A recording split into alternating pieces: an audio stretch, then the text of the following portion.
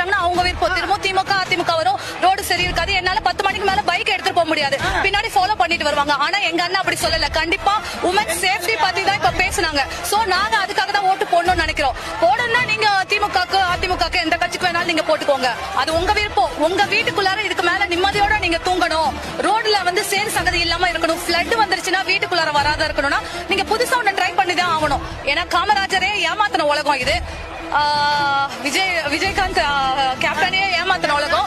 So நம்ம அண்ணா வராங்க இல்ல, நம்ம சப்போர்ட் எல்லாருமே கொடுப்போம். நீங்க வந்து அவர் பர்சனல் விஷயத்துல அவர் இப்படி இருப்பாரோ அப்படி இருப்பாரோ நினைக்க வேணாம். நம்மள சுத்தி எல்லாரையும் பாருங்களா, ஒரு பர்சனல் விஷயத்துல எல்லாருமே ஏதோ ஒரு சின்ன விஷயத்துல இருப்போங்க. இப்ப இவ்வளவுமே நீங்க வந்திருக்கோம், எல்லாருமே வந்து ஒரு குறிப்பிட்ட டைம்ல என்ன பண்ணிடுவாங்க, கேரக்டர்ல கை வைப்பாங்க. இவளுங்க வெளியில அடிக்கடி போயிடுறாளுங்க, வீடு தங்க மாட்டாளுங்க. சோ அதுக்கெல்லாம் கேர் பண்ணவே கூடாது. சோ உங்களுக்கு உங்க மனசாட்சிக்கு யாருக்கு போடணும்னு தோணுதோ, காசை வாங்கிட்டு உங்களுக்கு யாருக்கு போடணும்னு தோணுதோ போடுங்க, அதுதான்.